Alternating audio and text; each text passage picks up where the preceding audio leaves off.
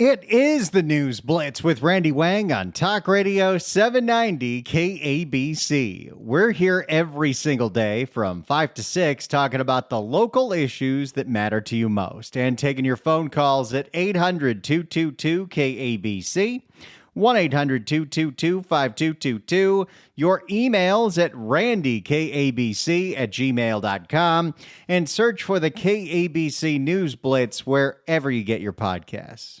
Okay, let me level with you.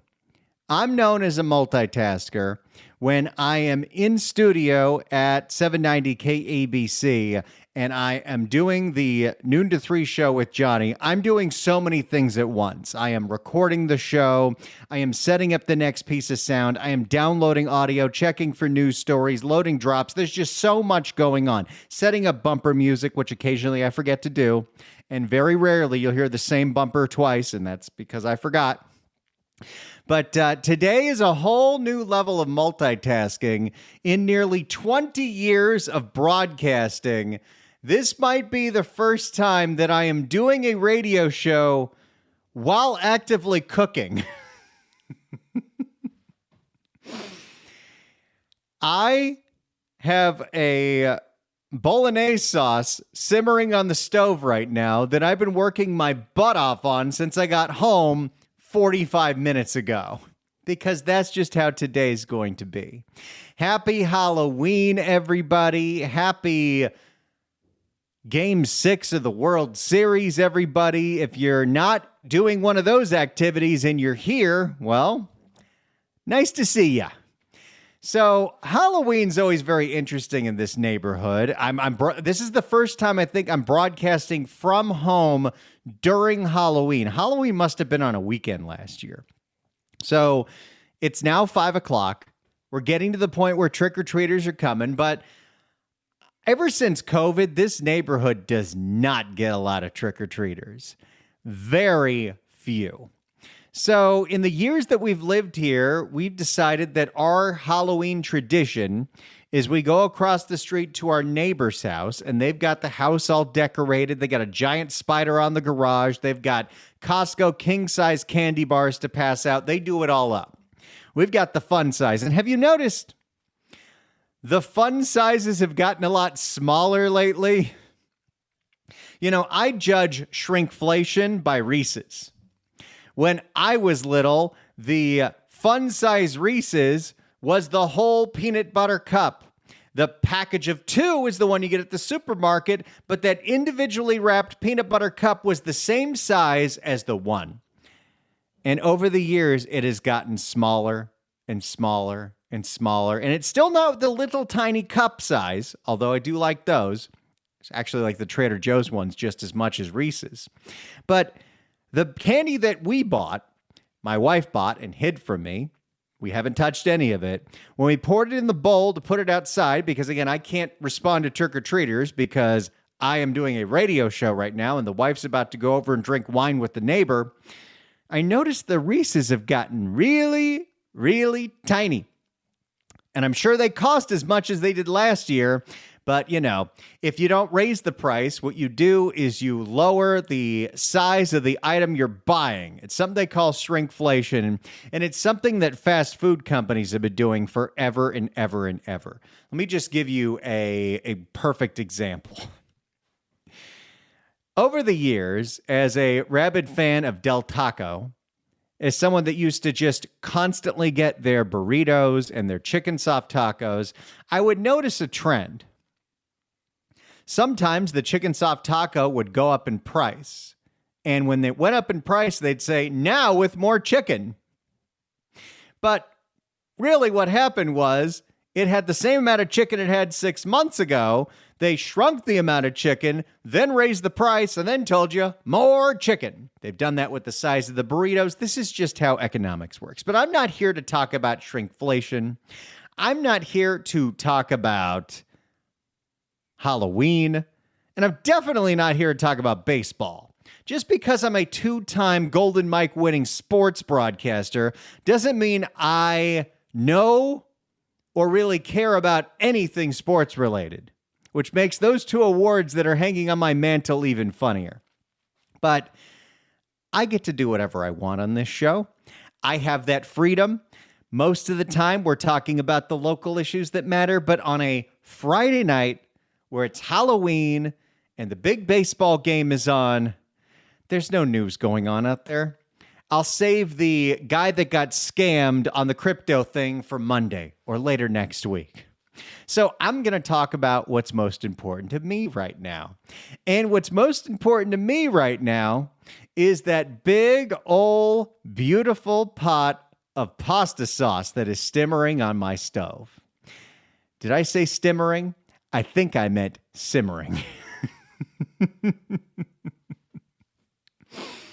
I don't know if you know this, but not only are we in the last day of October, but you know that October is technically National Pizza and Pasta Month. I don't know who decides this, but there's a few days here. October 17th, which was 2 weeks ago, that was National Pasta Day. And October 25th, that was just 6 days ago, that's World Pasta Day because pasta is a world thing. Lots of people enjoy pasta, mostly Italians. Although, you know, there's plenty of Eastern European cultures where they use pasta in different kinds of things. But I am a big fan of pasta. I'm a big fan of making pasta for friends because pasta sauces bring everyone together.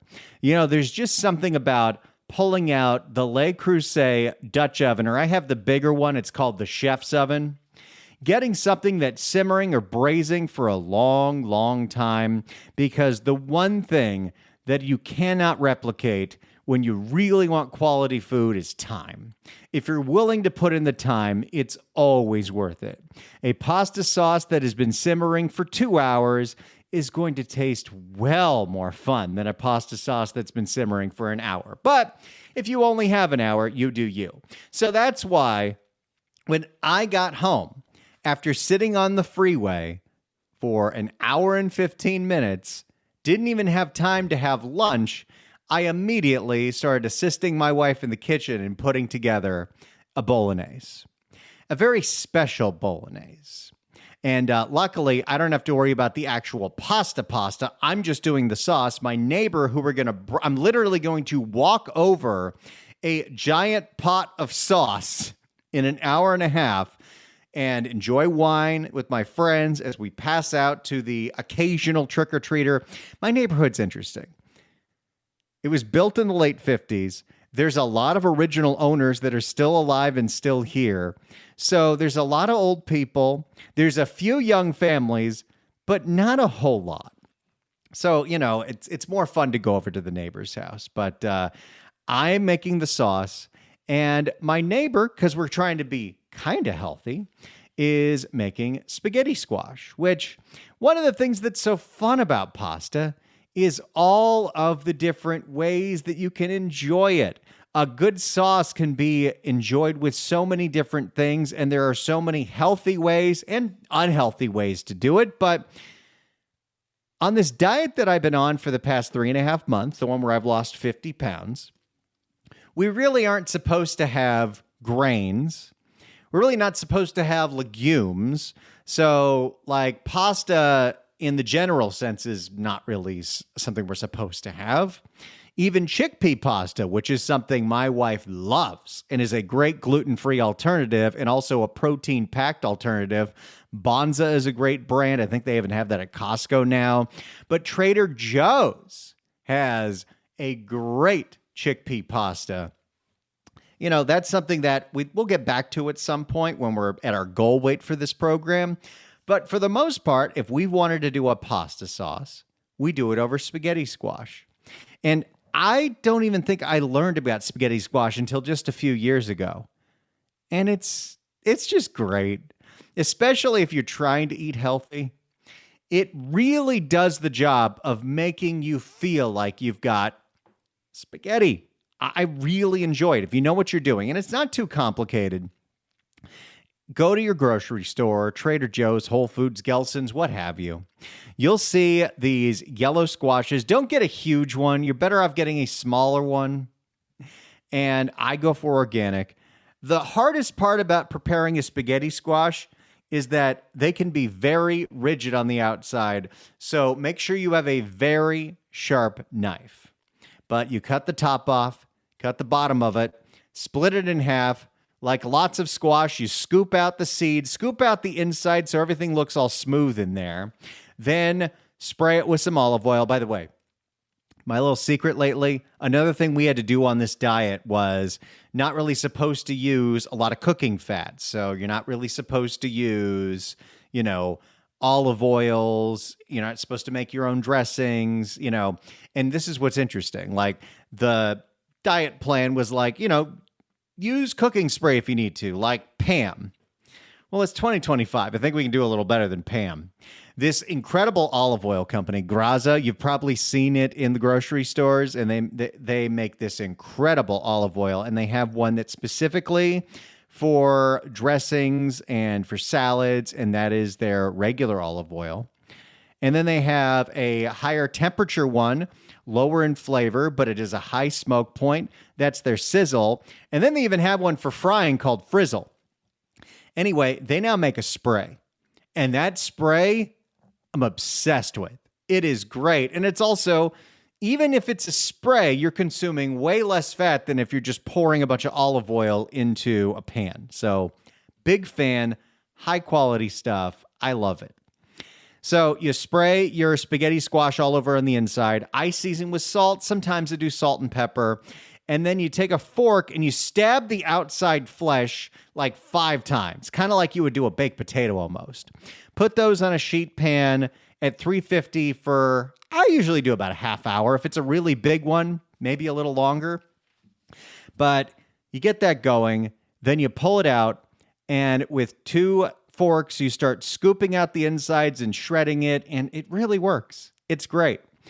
If you want to do pasta, great. But if you want something healthier, that's fun. Also, zucchini noodles. Nothing wrong with them. Enjoy them very much.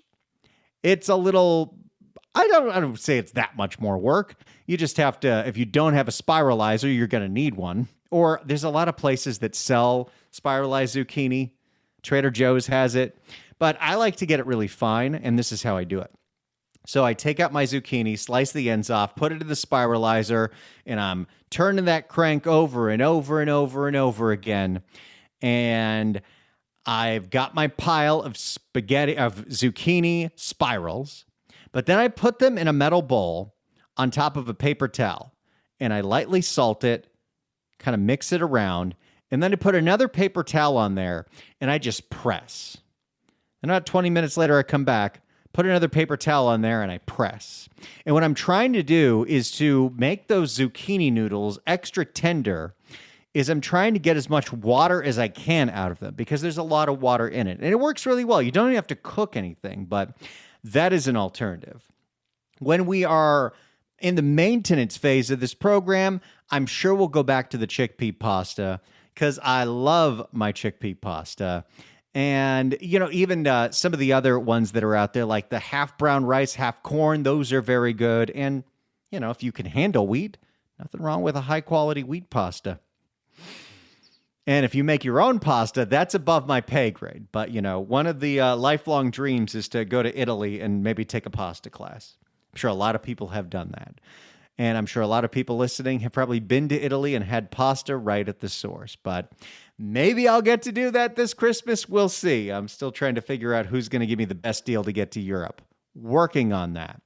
So look, it's Friday, it's Halloween, it's Game 6 Day, and it's also National Pizza and Pasta Month. It's the end of Pasta Month, and I'm literally cooking pasta right now. So here's how today's going to go. Sit back and relax, and I'm going to tell you some of my favorite pasta recipes, the ones that I make on the regular, because we do pasta quite a lot. It's great for meal prep because you can usually get 2, maybe 3 meals out of it we're a couple of 2. If you got a family of 4, pasta is a great cost-effective way to make sure you've got a meal for the week and a meal that everyone can enjoy because who doesn't like pasta? And there's so many things you can do with it. So I'm going to tell you some of my favorite sauce recipes. I've got the phone lines open if you want to play along, you want to contribute. If I don't know that many, it's funny. I'm like this with so many things. If I think about pasta restaurants in Los Angeles, my mind draws a blank. I know there are some. I've just never been anywhere that I was like, wow, that's incredible. I love it. I'm going to remember this place. It's just never happened. But I have a pasta place that I love that we have to go to when we're in Dallas. And this last trip, we discovered a pasta place that my in-laws told us about in Santa Fe. And that one's incredible. We'll tell you about all of that. And if you want to share a pasta recipe, your favorite way to do a pasta sauce, or you actually have a pasta restaurant that you want to recommend, an Italian restaurant that does just fantastic pasta, I'd love to hear about it. Otherwise, sit back, relax, and you're going to hear my favorite pasta recipes because it's what I'm literally doing right now. When I take my break, I got to go stir that pot and make sure that it's not bubbling over. I have it simmering at a 1. It should be fine. Got to trust the process. Let it cook down. I did all the hard stuff before the show, but we're talking pasta today. And if you want to play along, 800-222-KABC, 1-800-222-5222. You can email us as well at randykabc@gmail.com. That's randykabc@gmail.com. By the way, it is now 20 minutes after 5. I have yet to see one trick-or-treater. That bucket of candy is just sitting out there. 800-222-KABC, 1-800-222-5222. It's Halloween, it's Game 6 Day, and it's Pasta Day. Or at least I say it is. It's the News Blitz with Randy Wang on KABC. It's the News Blitz with Randy Wang on KABC. You are witnessing history right now. This is the very first radio broadcast where a radio talk show host is simultaneously doing a show while cooking pasta. I checked it during the break. Everything's looking great. Gave it a little stir. It's taking everything in the world for me not to taste it, but I'm trying to be really good. I will give you the recipe on the other side of the break, but so far, so good. I'm letting this thing simmer for another 45 minutes, and then I'm walking it over to the neighbor's house. It's going to be great. I'm walking over with what looks like a giant teal cauldron to my neighbors. It's going to be fun. Also, trick-or-treating update. It is almost 5:30, and in my neighborhood, not one trick-or-treater. I feel like it changed after COVID. Maybe it's just my neighborhood. I get almost no trick-or-treaters. It used to be we leave the bucket out and we come back and it was empty. Or one year we left the bucket out. We came back and there was different candy in it than we had put in there. People were literally exchanging their reject candy, Smarties, for my Reese's peanut butter cups. But hey, you do you. I shouldn't be eating any of that candy. During the break, my heart's exploding right now. I got a text message from my brother-in-law and my sister-in-law. They're the ones that have the 2 girls in Texas. And they sent me a picture. They're out trick-or-treating, my 3-year-old niece and my 6-month-old niece. And my 3-year-old niece is dressed up as Kiki from Kiki's Delivery Service, which is a Studio Ghibli anime film from the late 80s, early 90s. It's super cute. I'm so jealous that I'm not there, but I'll get to see her over Thanksgiving. And, that makes me happy. I'm so glad they sent that picture. Got to live through the nieces because they experience a whole different kind of Halloween than we do now as adults. And, I'm in that phase now where I'm definitely never going to be the go out and party Halloween kind of person. It's just not my thing. Going to the neighbor's house, maybe putting on a movie and passing out candy and eating and drinking food, yeah, that's my speed. Have I got something for you? This is exciting. It's the last one we're giving away this week, so get your dialing fingers ready. 790 KABC welcomes Jeff Tate's Operation Mindcrime, the final chapter. It's at the Canyon in Agora Hills on November 15th. Tickets are on sale now at AXS.com, but right now, caller number 9 at 1-888 790-5222 gets a pair of tickets to the show. Tickets furnished by The Canyon, where music meets the soul. Good luck dialing. When we come back, after I give my pasta sauce a little stir, I'm going to give you my bolognese recipe. I'm going to give you my puttanesca recipe, my pesto recipe, and maybe tell you some of my favorite pasta restaurants, which somehow none of them are out here. I don't go out here. Traffic sucks and everything's expensive. But when you're in other cities, I love going out. Maybe that's just me. It's the News Blitz with Randy Wang on KABC. It is the News Blitz with Randy Wang on Talk Radio 790 KABC. We're here every single day from 5 to 6 talking about the local issues that matter to you most. But it's Halloween and it's Game 6, and I'm literally cooking a pasta sauce right now, so we're talking pasta. That's what we're doing. I decided it. That's what we're here for. And this may be the very first time ever that someone's doing a radio show while actively making a pasta sauce. It's a whole new world. And it's a little stressful because I'm in another room, but I can smell it. I'm sure the dogs will let me know if something crazy goes on, but it's fine. I mean, part of cooking is just letting things sit and simmering. And I did all the hard stuff earlier, but why don't I go ahead and tell you what I'm making?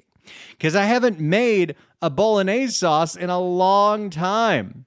I don't think I've made one since probably 6 months ago. So, a bolognese sauce is, simply put, a meat sauce with mirepoix. So how do you do that? Well, first things first, make your life easy. You could do a whole lot of chopping yourself if you want, but if you got a food processor, use that food processor and get an onion diced up real nice. Get 4 ribs of celery diced up real nice. Depending on their size, 3 or 4 carrots diced up real nice. Then get either a stock pot, or if you've got a enameled cast iron or a Dutch oven or something, get that going on medium-high heat. Get it oiled, either with a spray or with just olive oil. Get everything nice and greased.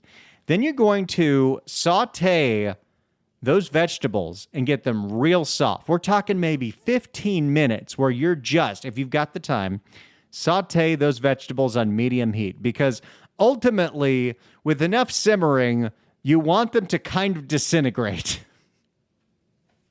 So, after about 15 minutes of simmering, that's when you're going to add in your meats. Now, I always do a bolognese sauce with 2 different kinds of meats, but you do you. Typically, depending on how much you're serving, and you always want leftovers. It's one of the fun things about pasta sauce. You can eat it all week. It freezes great. We're making bolognese, and I'm pretty sure I have frozen bolognese too that we need to use up. Just haven't been doing it. Today's technically a cheat day. So for me, I like using a lean ground beef, 93% or a 90%, depending on what you can get, because otherwise that fat, you're going to have to strain it out and it's a whole thing. And, lean grass-fed ground beef tastes pretty darn good. And then I like to also do a sausage. And you can do whatever you want with this. You could do a spicy Italian pork sausage. You could do a chicken sausage. Today we're doing something a little different. And this is the first time we've ever done it in this recipe, and I'm very excited. Because when we went to go visit my mother-in-law and my in-laws in Dallas in June, my mother-in-law was raving about this place that she discovered, and she got a whole bunch of meat sent to her. It was called Broken Arrow Farms, and they specialize in wild boar. And if you don't know, in Texas, wild boar can be quite a pest. Like, you've got to hunt them, otherwise they'll destroy everything. And it's pork, but it's got a little gamier, a little more interesting flavor. So this company makes wild boar Italian sausage. And she made us this meal. It's something that she found on New York Times recipes. And it's really simple. It's a sheet pan of broccoli, gnocchi. You can use regular gnocchi or gluten-free gnocchi, works great. And shreds of Italian sausage. She decides to use the boar sausage. And then I think she just does a little Parmesan, lemon juice, and Parmesan, lemon juice, and I think that's it, right? Yeah, Parmesan and lemon juice and red pepper flakes. Almost forgot my red pepper flakes. And it is the easiest meal. It comes together in like 20, 30 minutes. It is a crowd pleaser. You can look it up on New York Times recipes. It's great. But she did it with this boar sausage, and we were so obsessed with it that we smuggled some home. We got a bunch of freezer packs, put it in our luggage, and because it was a 3-hour flight, we figured we'd make it. It's not going to defrost, and it didn't defrost. We brought home with us frozen boar sausage, and now my wife orders it directly, so we had some boar sausage. So I've got my sauteed up veggies. Now I've got my ground beef, and I've got my boar sausage. And the thing is, when you're tossing all the meat and all those veggies are in there, I don't know, to me, it makes it really easy to break the meat up, because to me, a meat sauce, you want those meats as small as possible. If you let it simmer long enough, it'll get to the point where you just got little specks of meat everywhere, and that's just the best. So get your meat browned after you've simmered your veggies. Then once everything looks browned, then you want to add garlic. And typically I do garlic the real easy way. I have a garlic press. So peel it, put it in the press, put the diced garlic in there. And what I do is I make room in the pot so the garlic can go straight to the bottom. And you wait 30 seconds, maybe a minute, till the garlic gets fragrant. You can smell it, then toss it all around in there. Then you take tomato paste, and I love that Italian tomato paste. Trader Joe's has a great one, but the other ones at the supermarkets are great. The ones that come in the tube, I put the whole thing in there if I'm doing a big enough bolognese. And I kind of let it sit in that well in the bottom of the pan until it caramelizes just a little bit. Then I put a little salt, toss that all around. Now I've got this goopy, tomatoey glop of vegetables and meat. It's going to be great. Then pour in a little bit. You don't have to do this, but if you've got an Italian wine open, pour a splash in there. I always like that in a pasta sauce. It's not like as much as you would do for a puttanesca, but I like a little splash of wine.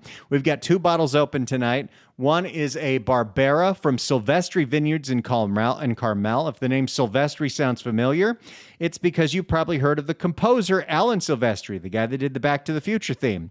Yeah, it's his winery. He has land up there, and the grapes are incredible. And the Pinots are good, but the Barbera, oh, it's a good one. And then we also have a Foxen open. We love Foxen up in the Santa Barbara County area.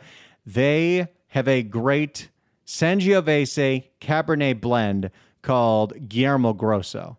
There is so much good Italian wine made here in California. Italian wine made in Italy, also great. But don't skip on the Italian varietals that are grown right here in California. So I poured a little of the Guillermo Grosso in there. Then I pour in my tomato sauce. Then I pour in my crushed tomatoes, which Trader Joe's didn't have any crushed tomatoes, so I had to get the whole can of tomatoes and then put that in the food processor. And because I was going to let it simmer for a while, I also poured in 2 cups of beef bone broth. Get a little extra protein in there, and I want a little extra sauce in there because it's all going to simmer. And now the easy part. I'm going to let it simmer, simmer, and simmer, occasionally stirring it, but you really don't need to that often, especially if you have a high-quality pot and you're not cooking it too high. You know, once you get everything bubbling, put it down to a low, maybe a 1, maybe a 2, and let it do its work. Time can really make such a huge difference with cooking. And when I do add the tomatoes, I add salt, pepper, and this Morton and Bassett Italian herb blend, which I believe is just parsley and basil and I think thyme. It's really good. Let that simmer for a very, very, very long time. Then, once I finish the show, I will throw in some shaved Parmesan, give it a little funk, and a little bit of cream. Kind of thicken it up, lighten it up a little bit. And then one of the tricks that I learned, and I learned this from a chili recipe, but it's true for any recipe where you're using tomatoes or tomato sauces. At the very end of the cook, when you turn the heat off, just add in a splash or 2 of balsamic vinegar. I'm not here to tell you the science behind it, but it reactivates the tomatoes so they're not bland. Maybe a little extra seasoning, maybe some red pepper flakes. And I throw in my fresh herbs at the end. The fresh herb we're going to use today is parsley. You could use parsley. You could use basil. But I always like throwing a fresh herb at the very end. Dried herbs in the beginning, fresh herbs in the end. That's at least the way I do it. Then I'm going to bring it over, and we're going to have bowls of spaghetti squash that's already shredded up, and just ladle some of that beautiful meat sauce on top. Maybe a little more Parmesan. Not necessary. By the way, if you're not eating cheese, which we weren't for a while, and you want something that is a cheese alternate, or at least gives you that funky flavor without the extra calories and fat of cheese, nutritional yeast. It works incredible.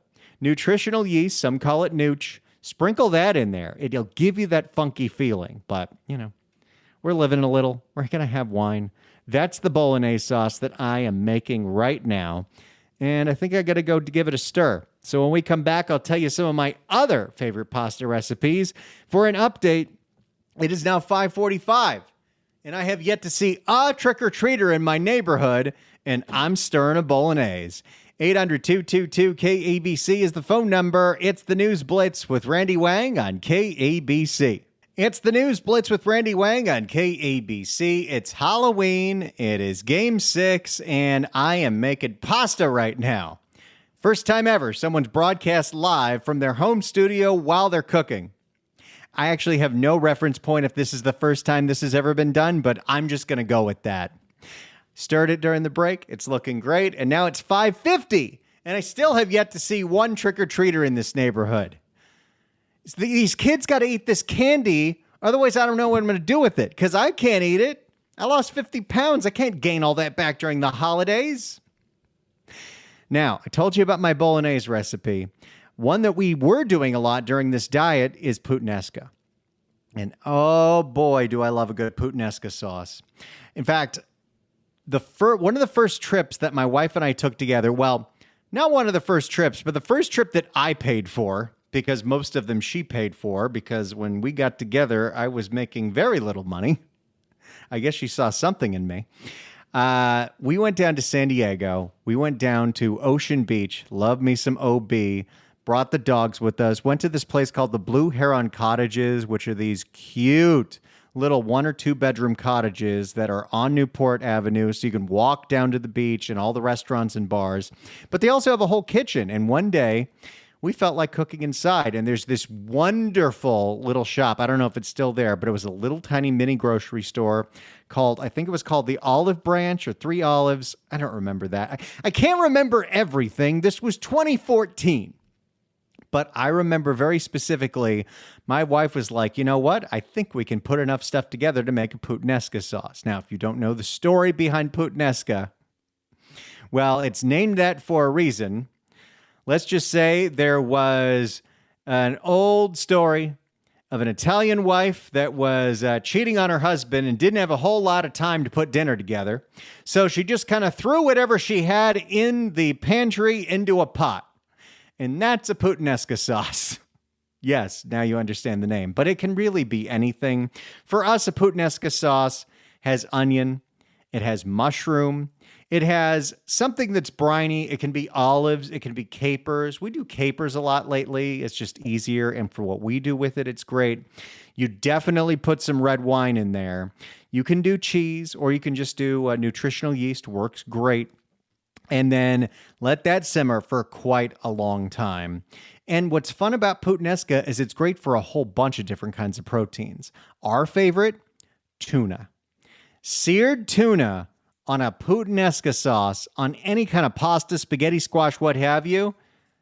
That is a meal we did on this diet program, I'd say at least every other week. It's a winner. Tuna's very healthy. And I used to just sear it with salt and pepper, but lately I've been searing it with that Morton and Bassett Italian herb seasoning. Oh, it's good. I love it. And then you have a lot of sauce left over, so you're going to need to do another puttanesca. You need to do something else, but you have the sauce. You're not going to have more tuna. Take some Italian sausage, ground that up, put that on the puttanesca sauce. Win-win. Meal prep and just fantastic flavors. I love it. And again, we had that on this program a lot. Smaller portions of it and without wine and without cheese, but it was still fantastic. When we come back, tell you about my pesto. It's the News Blitz with Randy Wang on KABC. Randy Wang on KABC. By the way, if you follow me on Instagram at Randy Wang Radio, I posted a picture of my simmering bolognese, and it looked good. It's what I'm going to be serving to my friends as soon as this show is over. I'm taking my cauldron of bolognese across the street, and we'll pass out candy, I guess, if we get trick-or-treaters. I have yet to see one in my neighborhood, and it's getting dark, and it's almost 6 o'clock. But, all right, maybe that's just the way it is. I'm sure there's trick-or-treaters in a lot of neighborhoods. Just this one, we don't get a whole lot. So it's not like we're going to make a whole night of passing out candy, because we're just not. Now, I can't do my love affair with pasta without telling you about pesto, which, by the way, when I go to a new pasta restaurant, the thing I try is their pesto. That'll tell me, okay, what do you do here? What's special?